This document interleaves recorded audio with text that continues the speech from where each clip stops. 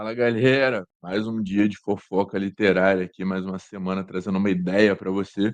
E a gente segue com o livro Conversando com Deus, que tem insights intermináveis aí. A gente já está várias semanas, 6 semanas falando sobre ele.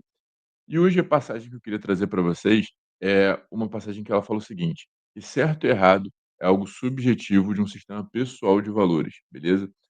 E nisso traz para mim saem daí 2 reflexões que são muito importantes, tá. Então, de novo, o que isso significa? Que o certo ou errado vai depender do que você acredita internamente, o que você valoriza, o que você tem dentro de você, beleza? A primeira reflexão que eu trago que eu tirei disso, né, e eu acho que é muito importante, é que a realidade ela é neutra. Vou dar um exemplo aqui, tá. Vamos supor que você trabalha num lugar, e aí você é demitido, beleza? Provavelmente você pode pensar o seguinte: "Pô, isso tá errado, eu não deveria ser demitido, eu deveria continuar nesse lugar e tal". Então para você aquilo ali tá errado. Então dentro do seu sistema de valores, dentro das coisas que você acredita, aquilo tá errado.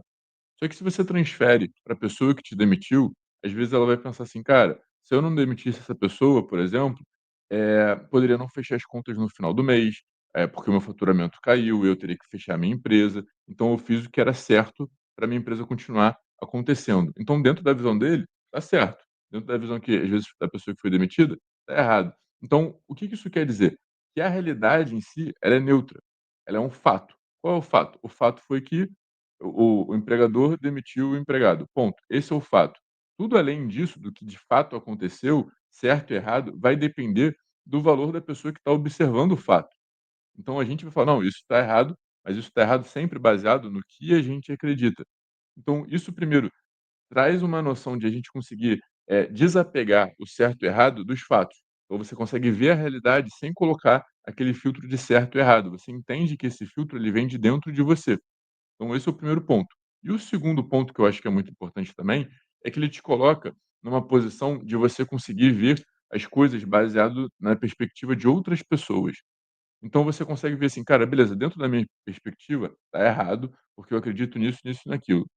Mas e dado a realidade da outra pessoa, dado o que a outra pessoa já viveu, dado o que a outra pessoa já acredita, será que dentro dessas circunstâncias eu não teria valores diferentes, eu acharia uma coisa diferente? Então eu acho que quando você consegue entender que o certo e o errado ele está baseado nos seus valores internos, isso é uma coisa que te traz um pouco mais de empatia, você consegue ver as situações por perspectivas diferentes. Então eu acho que isso é muito útil quando assim, para a vida, né, para os acontecimentos diários da nossa vida. Inclusive, quando a gente está falando de certo e errado, também tem uma cilada que é muito comum, que eu peguei o gancho dessa ideia e queria compartilhar com vocês, que é o seguinte: tem um risco muito grande de pessoas que gostam muito de ler, de estudar, de pesquisar as coisas, enfim, que eu vejo muito acontecendo, que é o seguinte: a pessoa ela estuda muito, ela começa a sentir que ela sabe muito, e ela às vezes sabe de fato muito, mas nunca é muito comparado ao todo, né? Porque quando a gente estuda muito, a gente sabe que quanto mais eu estudo, mais coisa eu vejo que eu tenho que estudar, então nunca chego perto, né, de estourar a bolha, vamos colocar assim. Eu sempre vejo que está muito mais distante do que eu achava que eu estava. Eu vou ganhando consciência sobre a minha ignorância, beleza? Antes eu só era ignorante, não sabia, vamos botar assim. Mas muitas vezes a gente vai estudando e a gente começa a achar que o nosso certo é o certo. Isso gera com que a gente isso faça com que a gente se torne uma pessoa prepotente, e a gente comece a desvalorizar a opinião e os valores das outras pessoas. Isso é muito perigoso, porque quando você faz isso, primeiro, você se fecha para ouvir os outros, para aprender os outros, e você se coloca numa posição superior a outra pessoa só porque ela não concorda com o que você valoriza ou com o que você pensa. Isso é muito perigoso também, tá.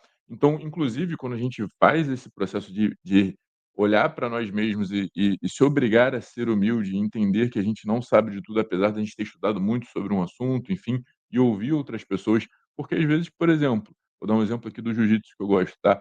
Às vezes você tá lá numa posição que você já pratica há 4 anos, mas vem um cara com faixa branca que na ignorância dele, ele fala: "Pô, mas e se fizer assim?" E aí você: "Cara, nunca tinha pensado sobre isso". E é óbvio que você sabe muito mais do que uma pessoa que acabou de começar a treinar. Só que às vezes ela, pelo ato, às vezes, até de não saber, a criatividade que ela tem, que ela consegue pensar fora da caixa, já que ela não consegue nem enxergar a caixa, faz com que, ela te dê uma ideia diferente. Então eu acho que você se permanecer aberto é muito importante, beleza?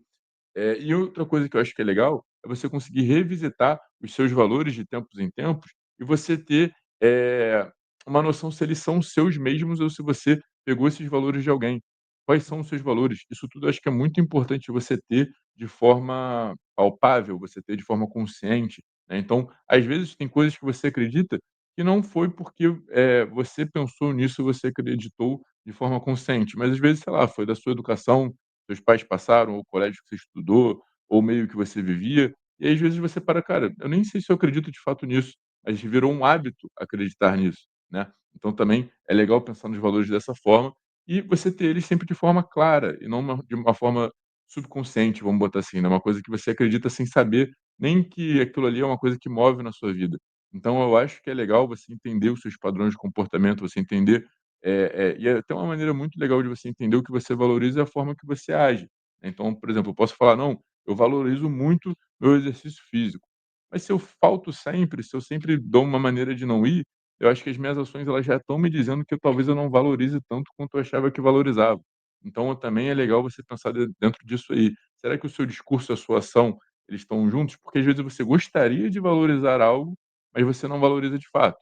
E aí gera uma discrepância entre o seu discurso e as suas ações, e sempre o que vale na prática é o que você faz e não o que você fala, beleza? Com várias ideias aí para a gente pensar sobre, tá? Espero que agregue e semana que vem a gente volta com mais fofoca de ideias aí, fofoca boa, beleza? Tamo junto e até a próxima.